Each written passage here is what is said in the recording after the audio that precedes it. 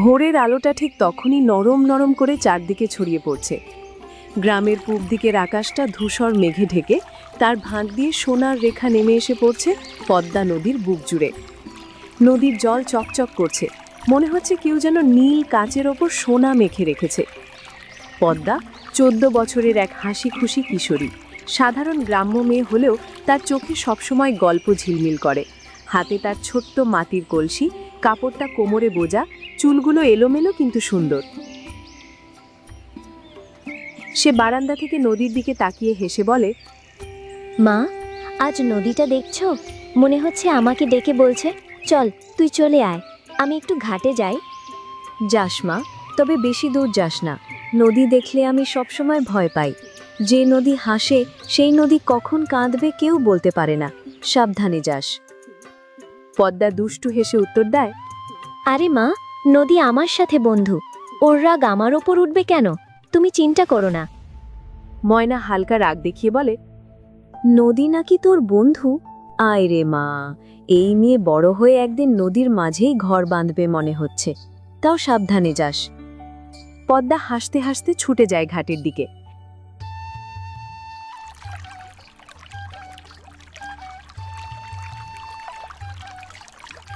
ঘাটে এসে দাঁড়াতেই পদ্মা চোখ বড় বড় করে তাকিয়ে থাকে। নদী যেন আজ অন্য রকম। হাওয়ার সাথে ঢেউ নরম করে তীরে ঠেকে টুপটাপ শব্দ করছে। পদ্মা পানির পাশে বসে হাত ডুবিয়ে দেয়। পানি আজ ঠান্ডা, খুব ঠান্ডা, যেন শীতের কুয়াশার মতো। ওরে, আজ তো খুব ঠান্ডা পানি। শীত যে আসছে সেটা নদী আগে জানে সব সময়। হঠাৎ একটা মৃদু ফিসফিস আওয়াজ ভেসে আসে, এত নরম, এত অচেনা, মনে হলো কেউ খুব কাছে দাঁড়িয়ে তার নাম ডাকছে। পদ্মা, পদ্মা। পদ্মা আঁতকে উঠে চারদিকে তাকায়। কে কে ডাকলে আমাকে? কেউ আছে? কেউ নেই, শুধু নদীর ঢেউ, বাতাস, কাশফুলের দোল। ঠিক তখনই নদীর মাঝখানে রূপালী নীল আলো জলজল করতে শুরু করলো, যেন পানির ভেতর কেউ এক মুঠো তারার আলো ঘুঁটে রেখেছে। আলো ধীরে ধীরে বাড়তে থাকে। পদ্মা বিস্ময়ে বলে, হায় আল্লাহ, নদীর পানি এমন জলে? এটা তো কোনোদিন দেখি নাই। এটা কি রোদ? না, রোদ তো নয়, এটা অন্য কিছু। আলোর উৎসটা ধীরে ধীরে উপর দিকে উঠছিল, কিন্তু হঠাৎ আবার মিলিয়ে গেল, যেন কখনো ছিলই না। পদ্মা হতবাক হয়ে দাঁড়িয়ে থাকে। হঠাৎ পিছন থেকে কাশফুলের ভেতর দিয়ে কারো হাঁটার শব্দ আসে। বুড়ো রমিজ, গ্রামের সবচেয়ে বয়স্ক মানুষ, হাতে বাঁশের লাঠি নিয়ে ধীরে ধীরে এগিয়ে আসে। তার চোখ দুটো গভীর, মুখে দাড়ি গোফে ভরা। বয়স হলেও দৃষ্টিশক্তিটা খুব ধারালো। পদ্মা, আবার নদী তোকে ডাকলো বুঝি? পদ্মা অবাক হয়ে তাকায়। আপনি জানলেন কিভাবে দাদু? আপনি তো নদীর আলো দেখতেই পারেননি। রমিজ হাসি চাপতে চাপতে বলে, আলোর দরকার নেই রে মা। নদী যখন কাউকে ডাকে তার শব্দ বাতাসেও থেমে থাকে না, আমার কানে এসে লাগে। তুই কি ডাক শুনছিস?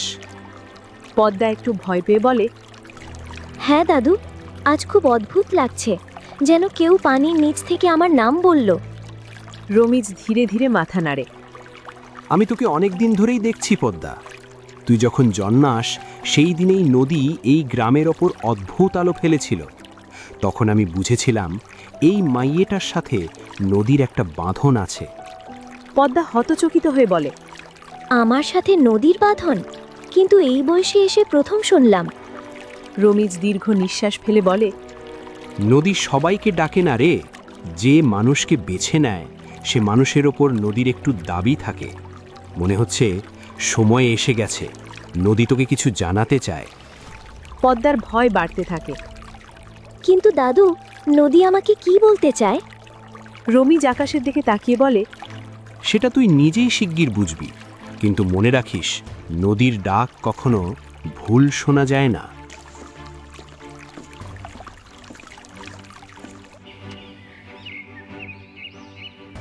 ঘরে ফিরে পদ্মা হাঁপাতে হাঁপাতে ঢোকে। ময়না অবাক হয়ে বলে, কিরে, এভাবে দৌড়ে এলি কেন? কিছু হয়েছে? পদ্মা কম্পিত কণ্ঠে, মা, নদী আমাকে ডাকছে। পানি থেকে নীল আলো বের হয়েছিল। আমি ভয়ে মরে যাচ্ছিলাম। মহেশ তখন ঘরের বারান্দায় জাল গোছাচ্ছিল। সে শুনে তাড়াতাড়ি এগিয়ে আসে। কি বললি তুই? নদী নাকি ডাকে আর নীল আলো? এসব কথা মুখ দিয়ে আর বের করবি না। নদী নিয়ে খেলাধুলা করা ভালো না। পদ্মা উত্তেজিত হয়ে বলে, আমি মিথ্যে বলছি না বাবা। আজ পানি যেন নিজের থেকে উজ্জ্বল হয়ে উঠেছিল, আর সেই আলোর ভেতর থেকে একটা শব্দ, একটা কণ্ঠ। মহেশ রাগে বলে, যা তা কথা। মানুষ আলোর ভুল দেখে। জলের উপর রোদ পড়লে অনেক রকম আলো হয়। তোকে আমি কতবার বলেছি একা নদীর ধারে না যেতে। ময়না কোমল স্বরে বলে, মেয়ে তো ভয় পেয়েছে, বকাঝকা ছাড়ো। কিন্তু সত্যি পদ্মা, তুমি যদি কিছু অদ্ভুত দেখো আমাকে বলবে, ঠিক আছে? পদ্মা মাথা নাড়ে, কিন্তু তার মনে প্রশ্ন, নদী যদি আমাকে সত্যিই ডাকছে তবে কেন? সন্ধ্যা নেমে এসেছে। চারদিক নিস্তব্ধ, বাতাসে কাশফুলের ঝাঁকঝাঁক শব্দ। পদ্মা বারান্দায় বসে আকাশের দিকে তাকিয়ে আছে। তার মনে নদীর আলোটা এখনো দুলছে। হঠাৎ আবার দূরে নদীর দিকটা নীলচে করে জ্বলে ওঠে। এবার আগের চেয়ে অনেক বেশি উজ্জ্বল। পদ্মার বুক ধরফর করে ওঠে। এ আলো আবার আমার কল্পনা না, নাকি সত্যিই নদী আমাকে ডাকছে? ঠিক তখন পদ্মা, সময় হয়েছে। নদী অপেক্ষায় আছে। পদ্মা কেঁপে ওঠে।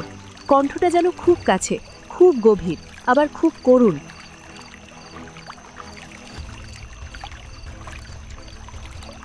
কে তুমি? আমাকে কেন ডাকছো? আমি কি ভুল করেছি? নাকি আমার কোনো কাজ আছে? কণ্ঠ আবার শোনা যায়, তুই জন্মেছিলি নদীর আলো। তুই নদীর আপন। তোর জন্য নদীর দরজা খুলবে শিগগিরই। কণ্ঠ মিলিয়ে যায়। পদ্মা শ্বাস নিতে ভুলে যায়, হাত ঠান্ডা হয়ে আসে। আমি কি সত্যিই বিশেষ কেউ? নদী কি আমাকে নিয়ে কিছু করতে চায়? আকাশে হঠাৎ মেঘের গর্জন। নদীর আলো হঠাৎ চমকে ওঠে। এবার পুরো নদীর বুক নীল হয়ে যায় কয়েক সেকেন্ডের জন্য। পদ্মা ভয় আর রহস্যে আচ্ছন্ন হয়ে দৌড়ে ঘরে ঢোকে।